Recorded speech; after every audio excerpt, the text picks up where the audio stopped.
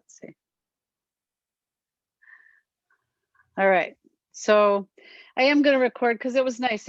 Several people, there've been like 25 people sign up. Some are going to be able to come all the time, some not. Some are watching it on YouTube. So it is out there on my YouTube channel if you guys ever want to take a peek at it and listen again to what we've been doing. But we've got some really good ideas if we ever get through this piece of it. This piece is amazing, cultural misappropriation, and then we'll get into what is yoga. And then Dr. Ananda brought up a beautiful topic the other day that never really was thought about too much as a teacher, but talked about mirroring. So we're hoping to talk a little bit about teachers and teaching and mirroring and what that's doing to us energetically. So we've got lots on our list going forward.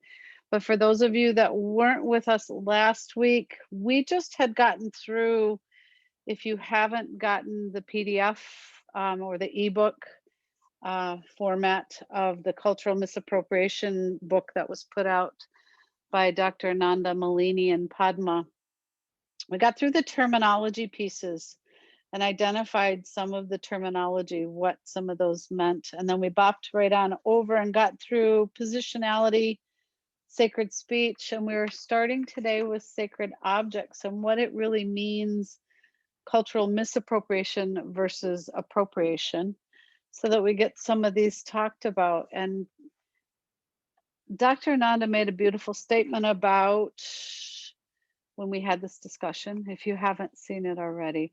Talking about some of the beautiful hotels locally in India, and that have now taken these beautiful statues that were representative of their beautiful culture and the sacredness, and now they're kind of standing at the fronts of hotels, you know, being gum stuck on them, and they're not being respected, or the reverence is not there for the objects. So they've lost track of what they actually mean.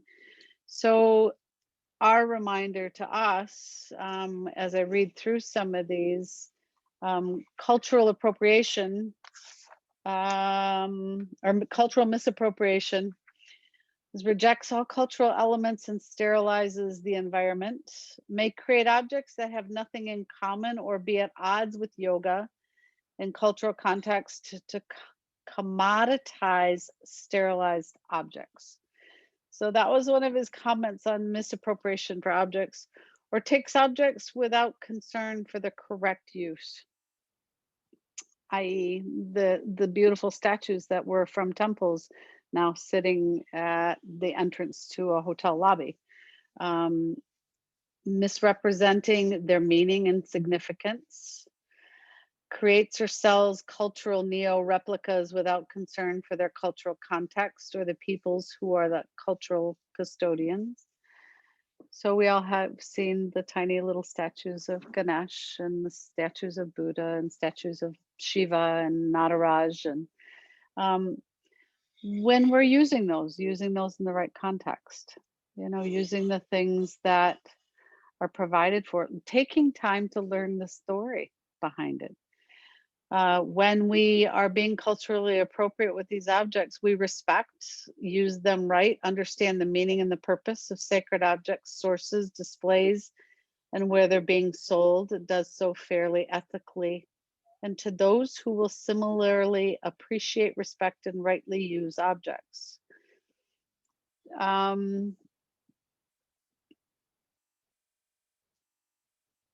Anybody have any commentary on that piece of it? I know that we had in one of our 200 hours, the discussion of the worship piece came into play, and there was a huge discussion on worshiping objects and worshiping, and it's not so much a worship of these objects, but understanding their stories behind them. Where did the statue of Ganesha come from? Why did they make the statue? Why does Ganesha have big ears? Why is his trunk so long? Why, you know, knowing the answers to those questions. Go ahead, Patty.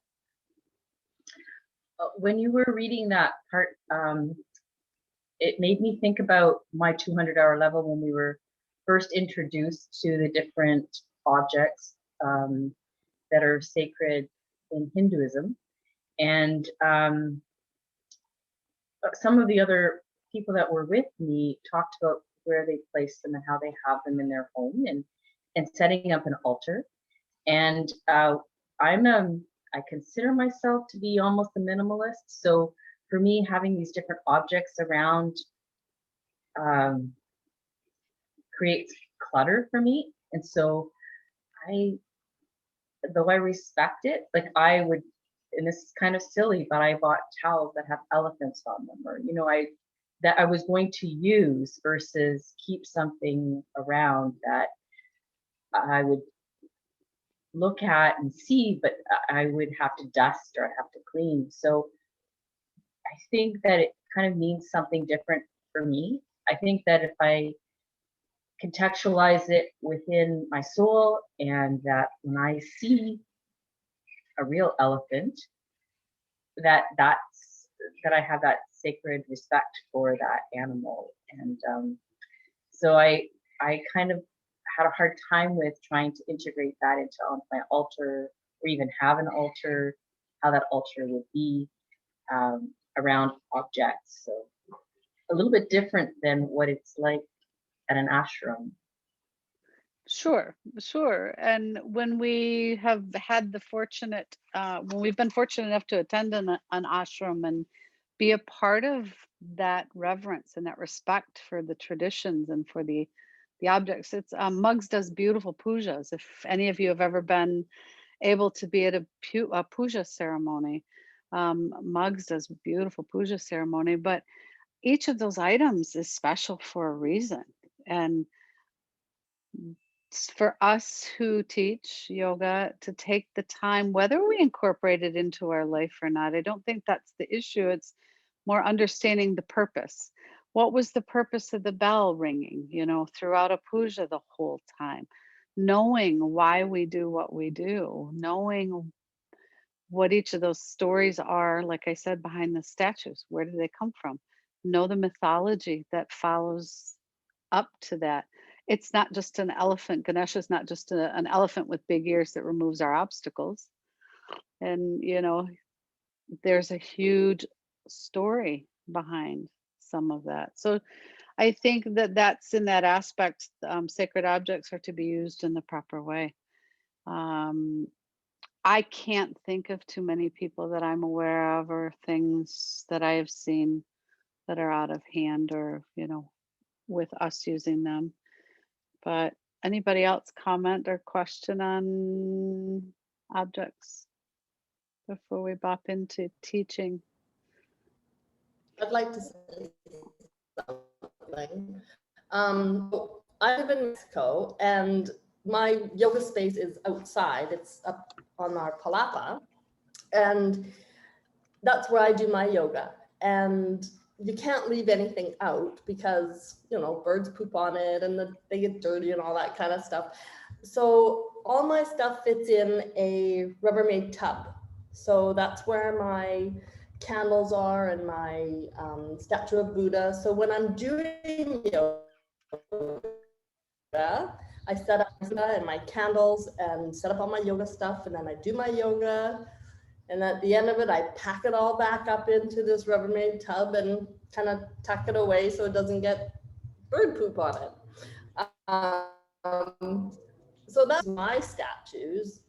It's just for the time that I'm doing yoga, and then it's all just packed up and put away again. So just wanted to share that. Yeah, and that's nice to be able to do that. That's nice to be able to pack them away and take care of them. They're not sitting out in the storms or in the rain. But again, I think it comes back to your intention and your use. The intention behind it and the use behind it. I don't think there's anything wrong with being packed away.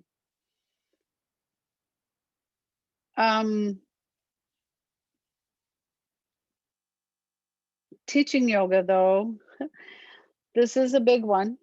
And I think it's huge. We'll get into the next three big ones: teaching yoga, teaching teachers, and studying.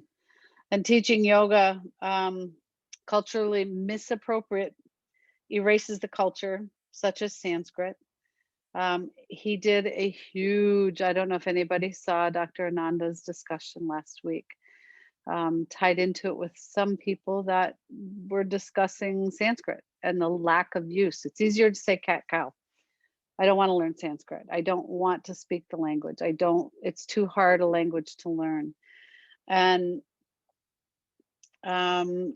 teaching it erases the culture, such as Sanskrit deities, spiritual elements, to make it a body-only fitness practice.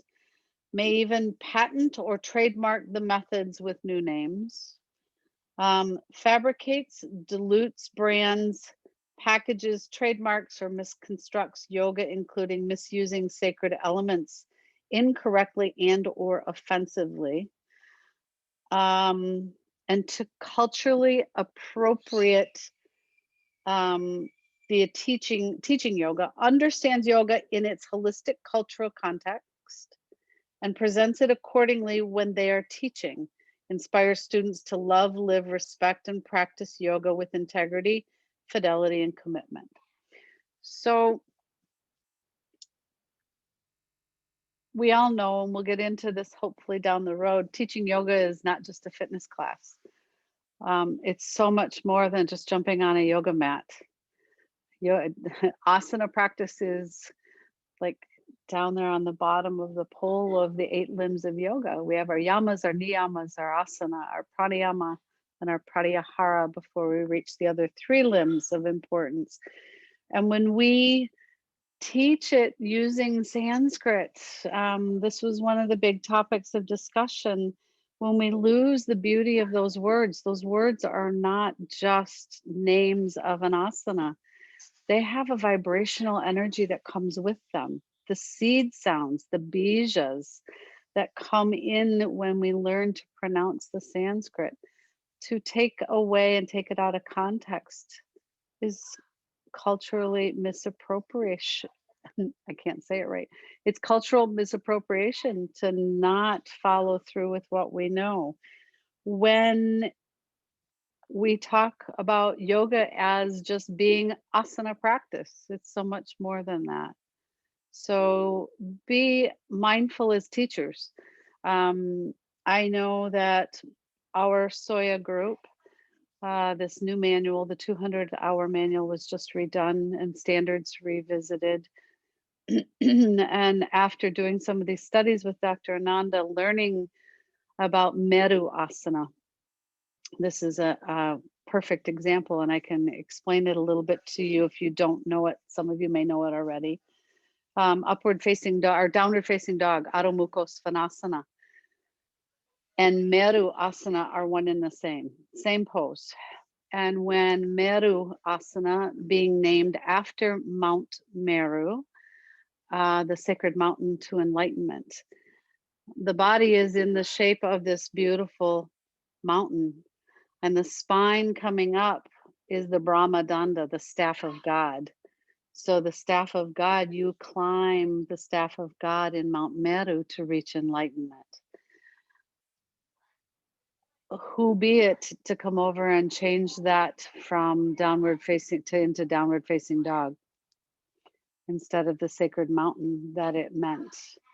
So, and then come to find out, I think, if I am correct or not, but that terminology was brought over by an Indian teacher, not by a white woman teaching yoga, but that culturally, that was even on their own. So this cultural appropriation and misappropriation is not limited to us. When I say us, I like to refer as the white women teaching yoga, because that's where we've really taken a hit lately. But some of what we've been taught has been misappropriated. It's some of what has been taught to us has been given to us. But I feel like once we are given the true meaning behind some of the text that we're reading or some of the things that we're teaching, it's a responsibility to us to share it in that way. So I know Soya has changed their 200-hour manual from, they've put Adho Mukha Svanasana in, but we've also incorporated Meru Asana to honor the tradition so that people know. Anybody else have commentary on teaching yoga culturally appropriate? Any ways that you incorporate your teachings of the deities even, or the elements, or do you, I have a question for all of you. How many of you really use 50% or more Sanskrit in your teaching? Lots of faces.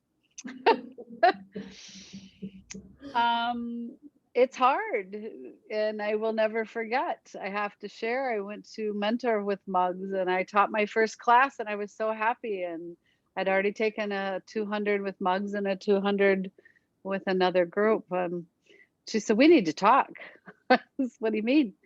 She said, "You used one Sanskrit word in the entire hour class." It's like, okay, she got my attention. So think about it. It is not just speaking. You're not just, you're teaching others to use the proper terminology.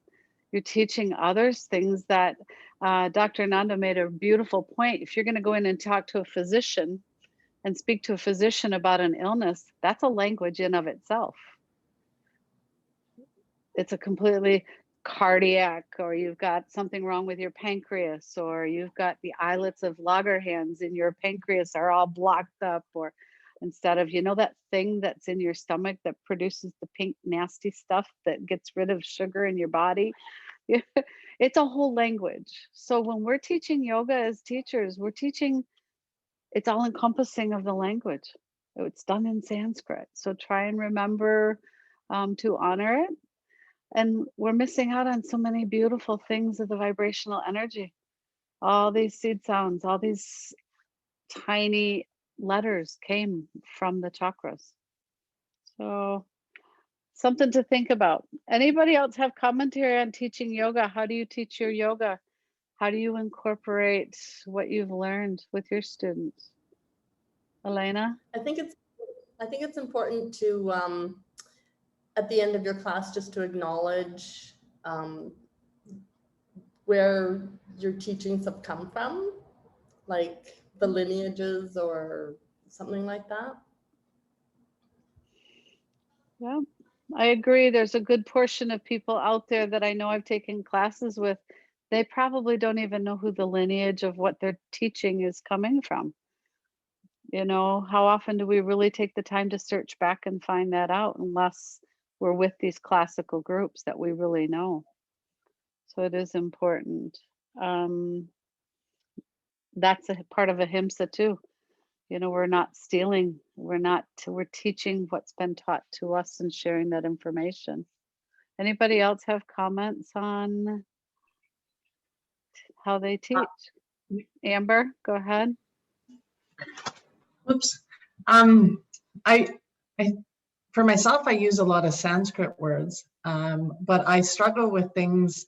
I think it's just a confidence thing. Like when you're talking about things like Ganesh, or like I feel like I know the stories pretty good, but I just don't feel confident a lot of times sharing them. And I'm always, I don't know, I have this feeling like it has to be perfect. So what if I get something wrong?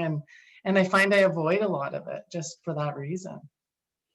Interesting. And that makes sense, but you know, again, coming back to you're trying to share something with the purest intention that you have to share it properly.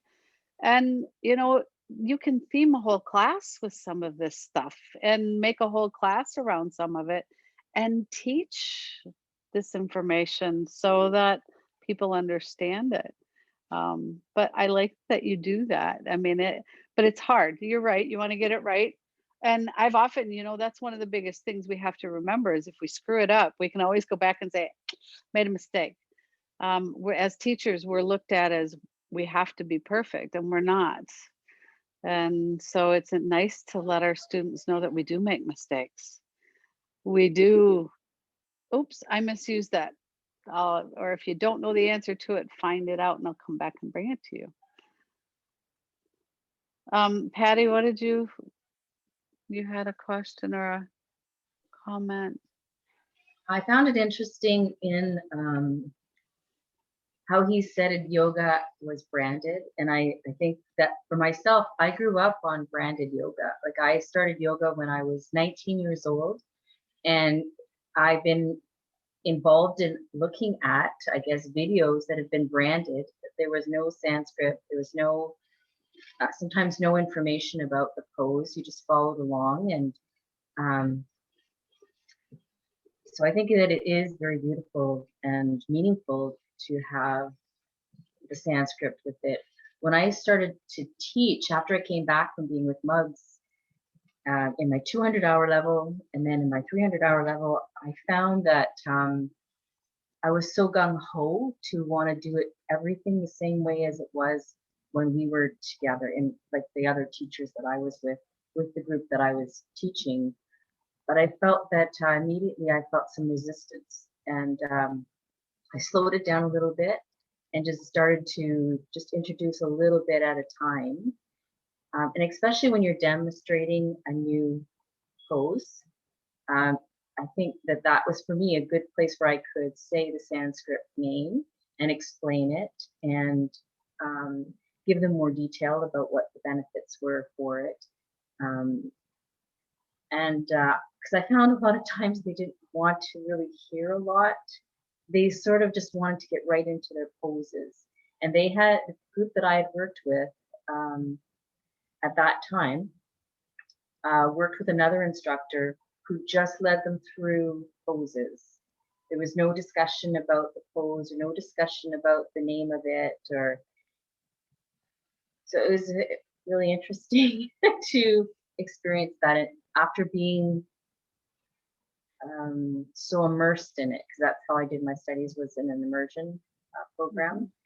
When you're completely immersed, you begin to think that way and feel that way with everyone initially when you start to teach yoga. So I had to reel back a bit and go slowly. I like the fact that you said that, because what I find, even we're a handful of people that are trying to do things in the right way. And we've been taught the classical skills. We've been taught the benefits, the precautions, the Sanskrit. We've been taught to demo. We've been taught to teach things in a certain way.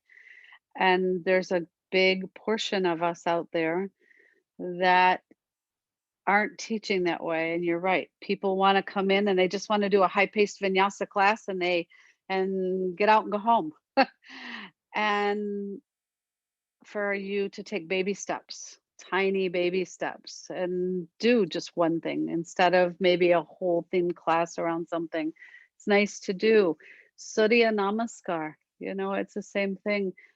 Just going through our Team 52 with Dr. Ananda. That is not just a cardio. Let's do 108 sun salutations, and not even know why they were done. Not to know that they're paying reverence to the sun, a reservoir of prana, that it's done in the morning, facing the east, standing from the north. Nobody knows, the time it takes to just stand with your hands here and honor that connection and that energy it's been turned into. So when we walk in to try and teach, I'm sure that it's very difficult for most of us. I know I find I walk into a room and they're just ready to go. They just want to go through and do, don't say, just spew out a bunch of things and give me a sequence and let me run with it. And to slow it down and back it up and explain, those that are there to really listen and learn do. They really do. Carrie? I can't, you're muted. There you go. I just wanted to share my first experience. I'm in the 200-hour class right now, but I'm mentoring with an instructor here, and she's fantastic. And she does use a lot of Sanskrit in her teachings, and she takes the time to teach where it's coming from and what it means and all that. So I've learned a lot from her. But like Patty, a lot of the students in the class, they're just there to do the poses. They don't care about anything. And I had an experience 2 weeks ago, I taught my first class and it was a disaster. I tried to incorporate Sanskrit and I tried to teach them everything that I knew, but it was too much information for them, which I realized. So on Monday when I taught, I kept it down to 3 things that I wanted to focus on and wanted them to concentrate on. But I had one student in the class who didn't care about breathing. She wasn't there to breathe. She ended up going into a headstand because she didn't have time to sit there and breathe. So it's kind of, it's intimidating for one thing, because you think you don't have everyone's attention, but I found it very disrespectful.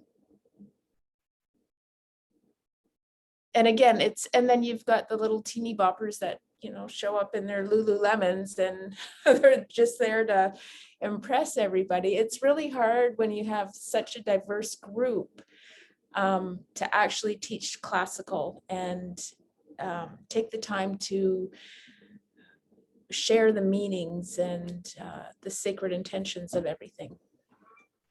I love that, because it is true. And you walk in ready to, we're excited, we're teachers, we want to share all this wonderful knowledge with you. And it's hard to limit it to 3 things. It's hard to limit it to one thing. Did you know this would help you do this? We're excited. And I think that it makes our job even harder, because you have to go in and the chick in the back corner is doing her own thing and there's nothing you can do. It's like, all right, fine. You're in your headstand, hang out there and enjoy yourself. Yeah. We're put between a rock and a hard place. But again, still, taking it back to 2 or 3 things. 2 or 3 things. And if she doesn't want to wait and do the Kapalabhati, the cleansing breath, and she's in a headstand, great, go for it. We can't have everybody learning at the rate we'd like them to learn, or taking what we're teaching and really letting it sink in.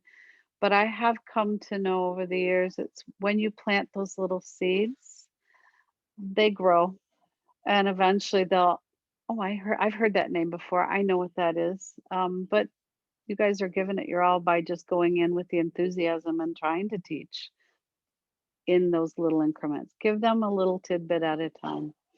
And they'll thrive, or at some point they'll figure it out.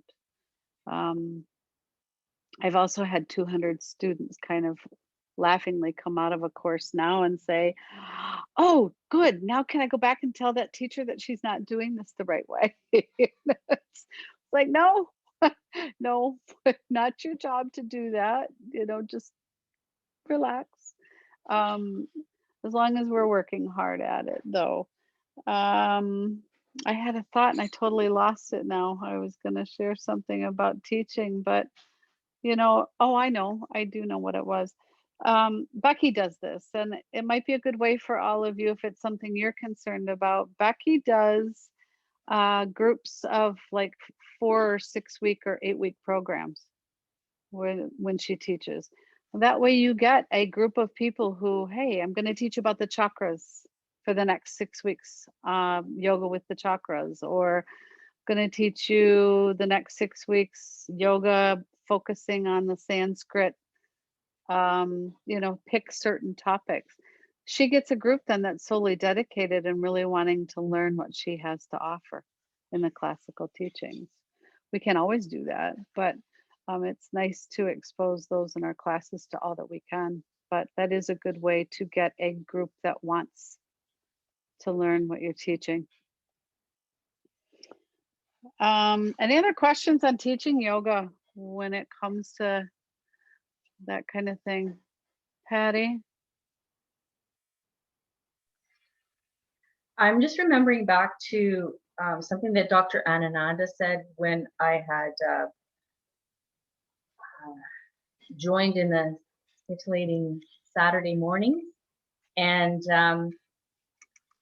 when I think about yoga and yoga therapy, I think that there's no real distinction. They're both the same thing. And what I started to, like when I first started teaching, I was really doing it for paddlers so that they could prevent injury, that they could heal injury.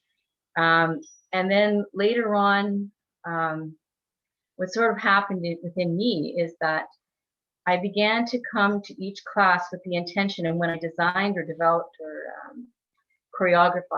did a choreography of my class, it was, the intention behind it was that people would experience healing. And really healing and having a good flow of energy in our body is really, for me, what is the basis of yoga. It's a healing practice. When we do it every day, we can really see the changes within our body, within our mind, within our spirit. And so that's the intent. I started to have that intention. I didn't necessarily always have to be saying exactly what it was or how it was for some people, because they didn't want to hear that. But I came with that intention that I would create something for them that would allow for them to experience healing, however that might be for them. Well, is that not what yoga is? Yoga is all encompassing of a healing lifestyle, period. That's what it is. Yoga is a lifestyle. Our bodies are meant to heal themselves. And if we follow the path and do what we're supposed to be doing, we're taking care of our bodies, body, mind, and spirit. So yeah, I like that. When we jump a level and teach teachers, it becomes a little different, as opposed to teaching our students. So misappropriation, such a big word, comes by teaching yoga teachers to teach in the above manner without the cultural elements, and denies the importance of comprehensive holistic learning, creates an appearance of cultural authenticity whilst reproducing the diluted, modified, or inaccurate represented teachings by creating teachers that teach it to others. So we know there's a whole gamut of programs out there, a ton of programs out there teaching teachers. And some of those are branded yoga. There are some programs out there that people have put together and call it yoga. And I think too, for us, we have not only the ability to not just teach teachers and teach others, to educate the public on what yoga is. It's not just an asana class. We have the capacity to teach them that it is a healing modality, that it is therapeutic, that it is so many things when we follow the path. But to go out and teach in a way that denies all that, or presents itself that it is just, you've made it to your mat today, good for you, and that's huge. Not saying that that's not important, because boy, our students really need to be congratulated when they can squeeze an hour into getting to your class, because life's tough for people. They're running circles around families and jobs and careers, and to get them to the mat is huge. But when we lose track of why we do cleansing pranayama, or why we teach teachers, if we're in part of these programs where we're teaching teachers, what we know about, it might change their world as well. They are teaching, we teach what we know. And if we don't know something, we're teaching. I know on my first 200-hour program that I took, it was fitness based. It was more fitness based than anything. I didn't learn Sanskrit.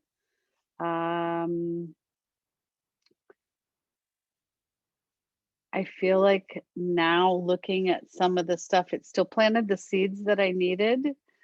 But when we now again have that responsibility as teachers, knowing that we have this information, it would be inappropriate for us to teach it any other way than it's been taught to us. Does that make sense? It does make a lot of sense. I feel that the definition of yoga is slowly changing, and we're losing that the history almost of the whole, of the intentions and the postures. And I find that when you say lifestyle, people miss that part of it.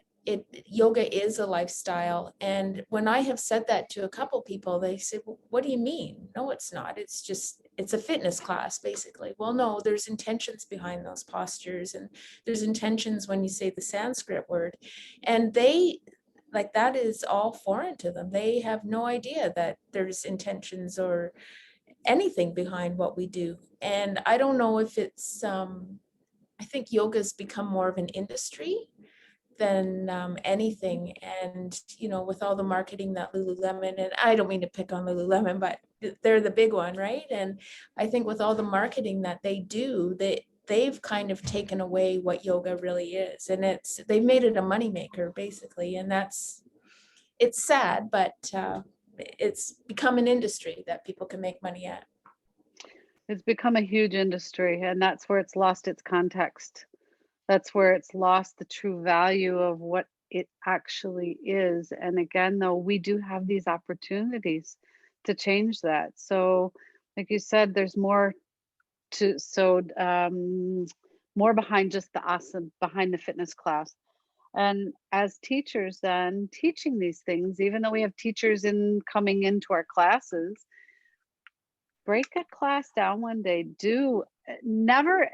I've been taking and teaching yoga for a long time. Until this past year, in this step-by-step program with Dr. Ananda, had I ever heard Garudasana broken down and taught like Dr. Ananda taught Garuda Asana? They call it Garuda Asana. We call it Garudasana. Again, context, words, lineage, different formats. But I was blown away after teaching this all these years. Just this Garudasana, you did your arms a certain way, you did your legs, you inhale, exhale, and everything goes.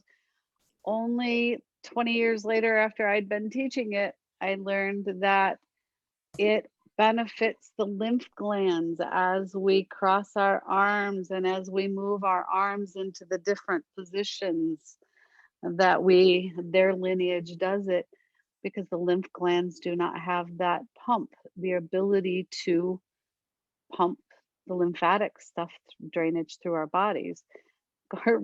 Garuda Asana, again, double helix, all the different. If you haven't had a chance to listen to Dr. Ananda's teaching of it, it's on YouTube. It will blow your mind. That context, though, we can take something like that and teach that in a class and teach people. It really grabs their attention. Oh, you mean I had a student not long ago actually go through a 200-hour program after being a student for a long time with me. And she said one of the pet peeves she has is, and she's just maybe one person, I go in and do a yoga class, nobody ever tells me why I'm doing what I'm doing. Nobody's telling me why I am doing this asana. Nobody's telling me why when I do an uttanasana, forward fold, that it's compressing my abdominal, or, it's common sense to us for teachers. But if we don't teach these things, they don't know. So you can break down a whole series of these asanas and teach the history behind them. We are able to do that. And part of this is svadhyaya. Again, part of this is our seeking to study and deepen our own studies. Amber, you made a beautiful statement earlier about you're afraid to, go and teach it the wrong way. There's only a wrong way when the intention is wrong. You're teaching what you know in the best way that you know how to teach it. And again, planting seeds into somebody that is ready, willing, and there in your class to take on what you have. And who knows, maybe they'll take it one step further and do more research on their own to get to the bottom of it. So give what you have, teach what you know. Study, find out the proper asanas, the names, the benefits, use them to break down one whole posture in a class. It's beautiful. His cultural appropriate for teaching other teachers, trains other teachers to appreciate and appropriately teach others with respect, integrity, fidelity, and commitment to yoga in its cultural context. That inspires others' love for yoga in its cultural context, expects teacher trainees to live yoga, inspires teachers to teach their students to follow their appropriate role modeling. You know, no matter what we're saying in the front of that room, people are listening. They may not appear to be. They may be off in their own subconscious mind doing whatever. But we all know we've heard these teachings before somewhere and they've resonated for us. And at some point, a light bulb goes off in our head. Oh, wow, I remember that. So teach what you know, dig deep.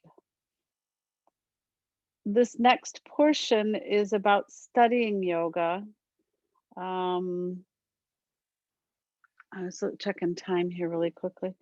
The Cultural Misappropriation identifies this as studies yoga only so far as it is taught in a manner that denies the cultural context and may recreate new forms of yoga sans root culture. Does not even use, let alone cite from traditional context at all, preferring sterilized yoga sources.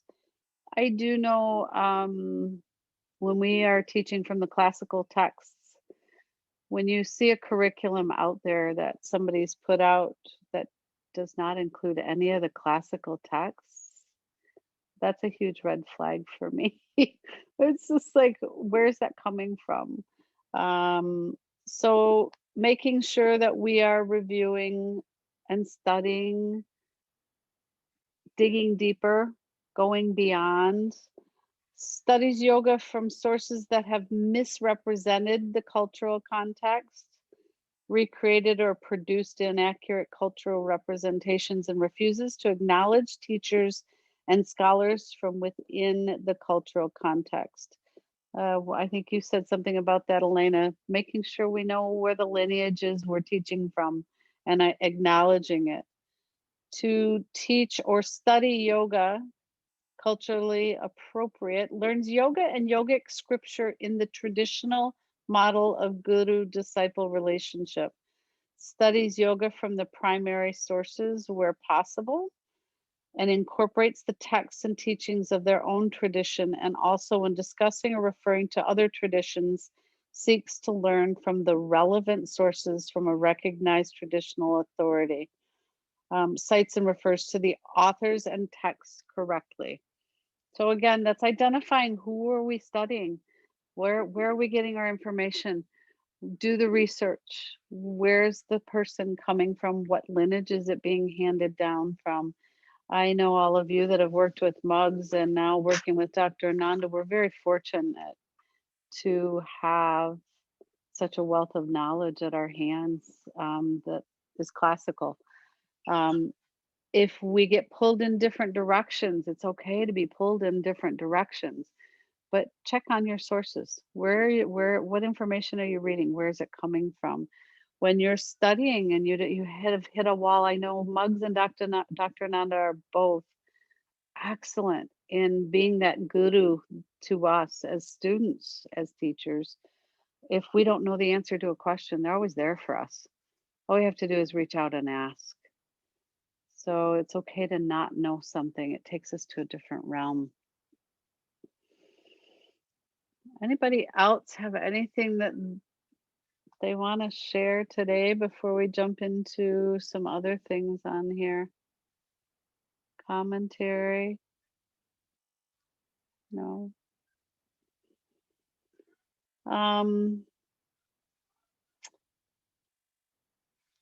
This next little portion that we have here is writing on yoga. So if you're writing articles, I know this is a huge pet peeve, I think, of mine, when people sit and write articles or write things and they pull from different places information without quoting where they're getting their information from or letting you know where it's tagged back to. So writes on yoga in a culturally negated manner, choosing to leave out the cultural elements entirely, or may reduce, minimize, deny, and violate the tradition in contrast to validate their own sterilized mode. Cites only from other sources who have sterilized yoga or from those with whom one disagrees to justify their cultural negation. I don't know how many of you write at all, do any writing for blogs, or do your writings for your readings, or do your writings for anything at all. It's always important that we know where our source of our information, quote our source of information. But more importantly, make sure that that source of information is accurate.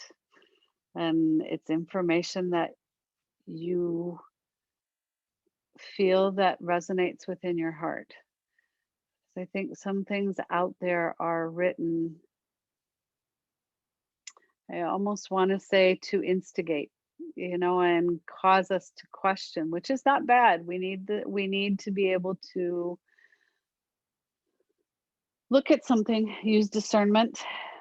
Is this real? Is this not real? What's the outcome of the article? What is it we're writing about? What is the person trying to relay? What information? But when we're doing so, if we're writing a blog or we're writing an email post or we're writing in our own studies, represent the culture and the teachings accurately with respect, love, integrity, fidelity, and commitment. Inspires in others through their writing to uphold their dharma and create works that, if reiterated by others, increases the knowledge and truth, leading them from avidya to vidya.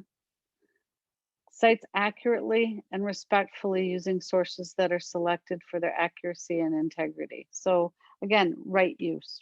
Dr. Ananda always refers to things as righteousness, right useness. So when we are using sources for our information that are correct, and if we hesitate and doubt that they may be accurate in any way, shape, or form, do the research. Ask those that know. Does do any of you do blogs or email posts or writing at all? No? Carrie? Oh, okay. Patty? I have a Facebook page. I started doing this when COVID-19 started in March of 2020, and it was started before that, but I started this page at that time because I didn't have any access really to teach anyone, so I was doing it through a Facebook page. And actually, when you were talking about some examples, Terry, what came to mind for me was warrior pose, so warrior 2. And whenever I do warrior 2, I always think about Kali. And I think I recall that I was doing this pose outside, and I was talking about this pose, about being brave and strong. And that's what warrior pose meant for me. And I guess I kind of, in some ways, did do a little bit of misrepresentation to those people, to put that information out there. But I also had said it was about standing in your truth and being strong in your truth and who you were. So, which reflects a little bit about Kali, but it's still, I think I probably could have did it in a different way, where it historically talked a little bit more about who Kali was and the warrior, what warrior poses represent, more so than putting out that's probably false information. Yeah, it's, again, though, purest of intention. You only know what you know when you create something or do something, and it's always hard, or it's always easy for us to look back and say, oops, I made a mistake and that was wrong. Okay, so we correct it. When we go forward, we know I need to do a little more research on this. But it's more, I think, yoga makes it so each of us could do warrior pose. All six of us ladies could get out and do Virabhadrasana too. And we could come back and be told to write an article on it. Write a little 6-paragraph thing about how it made you feel and your take on Virabhadrasana too.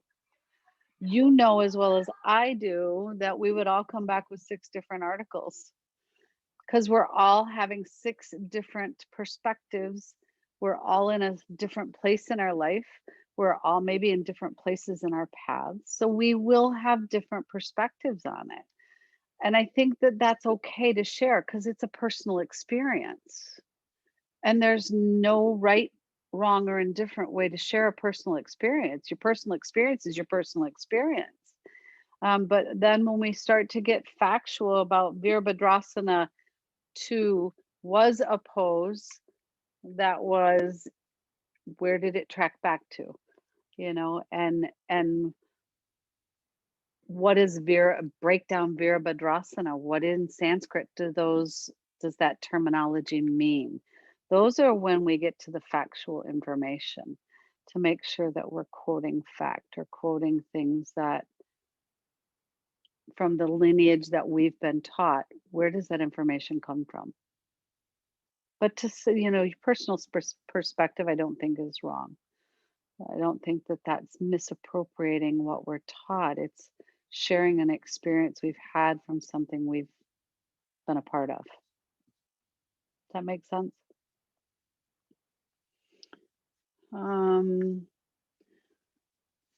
Anybody else have any commentary on writing on yoga at all? Okay. I think I'll pause there because we have yoga advocacy to jump into. And then we'll go through, I want to go through the PowerPoint quickly with you guys next in 2 weeks and go through the actual pictures and the things that were in that ebook that I have to pull up and share with you guys. Anybody have anything else they want to add or comment or questions before we close today?